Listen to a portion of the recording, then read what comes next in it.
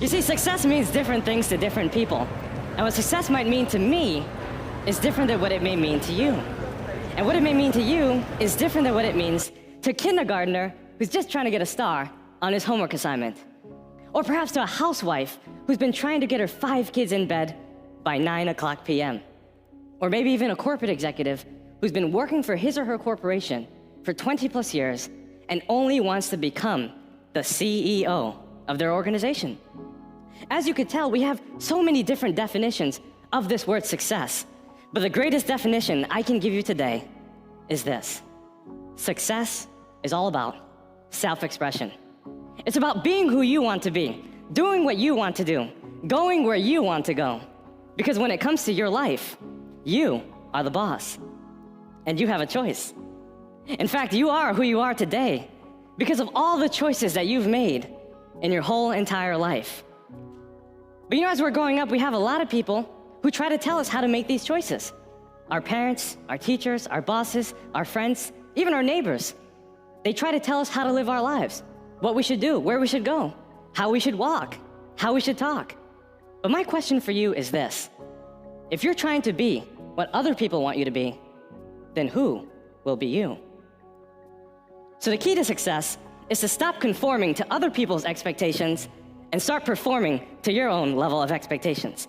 It's to believe in yourself. It's to know that what you want will eventually come to fruition as long as you believe it. You see, you have to have faith, and faith is knowing that what you want will eventually come to fruition as long as you believe it. And if you feed your faith, you'll find oftentimes that your fears will starve to death. Because if you believe in yourself, everyone else in the world will believe in you. Fortunately, for a long time, I didn't quite believe in myself. Actually, I used to be the kind of person that mothers would often warn their daughters about. And fathers would tell their sons, if you keep doing what Daniel Alley's doing, you're gonna end up where Daniel Alley's going. Now, they had some credence to what they were saying, because as you can imagine, your reputation really is your best advertisement. I really didn't have a good reputation, because I was living so far below my potential that I was actually living in my mother's basement. By the age of 21, I had worked over 40 different jobs. I got fired from more jobs than more people had. In high school, I graduated second to last. The last guy, well, he was in jail. I was on drugs for 8 years, and I was confused. I was broke, busted, and disgusted. And I knew that I wanted to change. The only problem was that I didn't know how.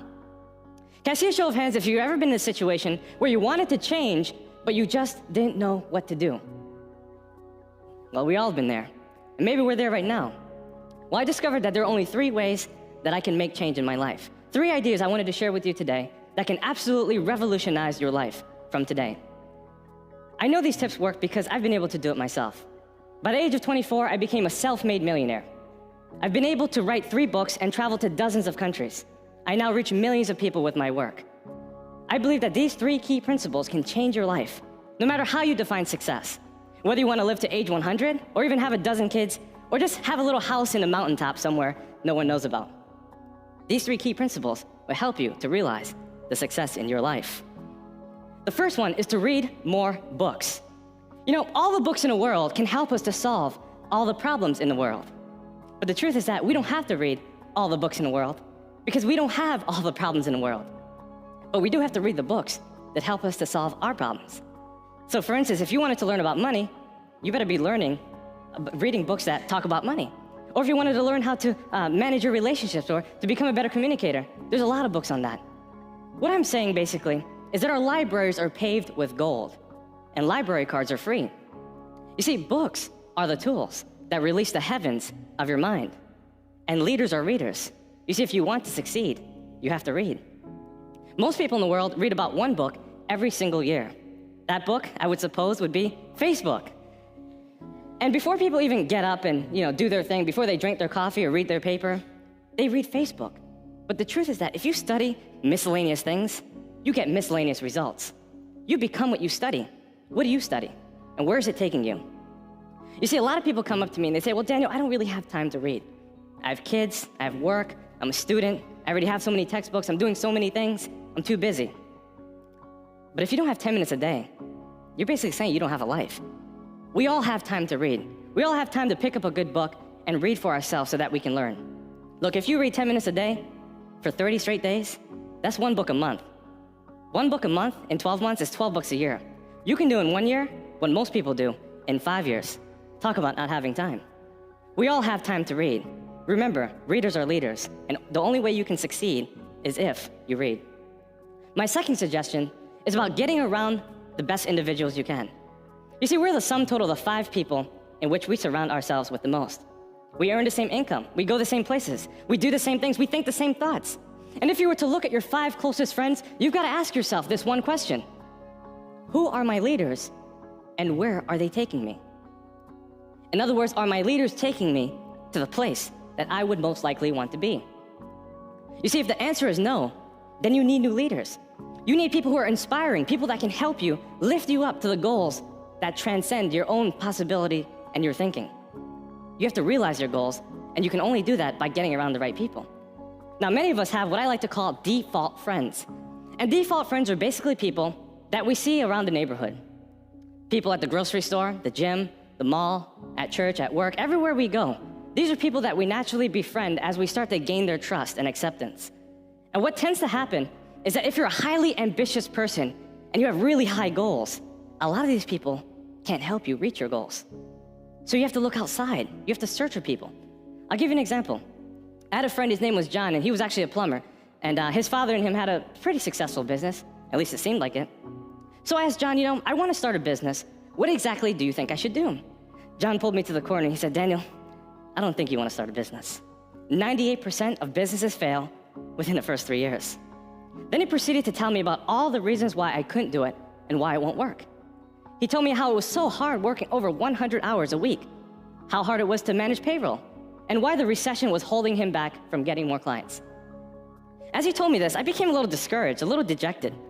And I went home and I thought about it. When I got to my journal, I usually reflect, and I wrote down in my journal that 98% of statistics are made up, including that one. You see, you have to realize that no one's opinion of you can become your reality.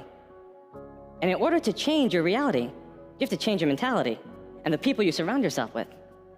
You have to get yourself around people who can help you, people that are smarter than you, people who have gone further than you, people that know exactly what you need to do to get to that next level. You see, the truth is that the people that you're looking for are also looking for you, but you have to find them.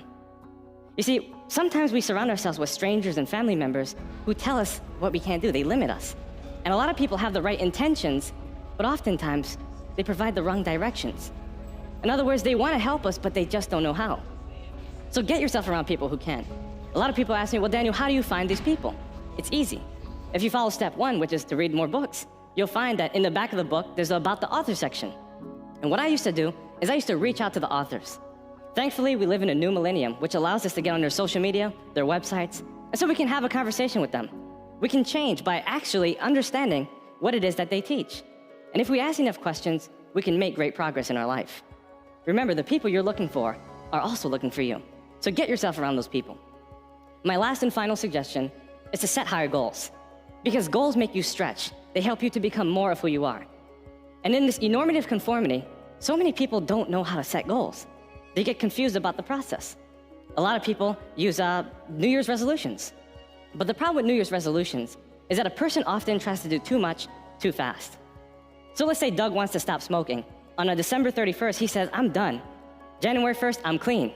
Never again. You see, he hasn't created a plan of action to achieve his goals, and therefore it is unreasonable. Bucket list is something else that people do. And usually when someone creates a bucket list, they're giving themselves too much time. There's no urgency, and most of the time, they don't write their goals down. So what do you suggest? Well, I'm glad you asked.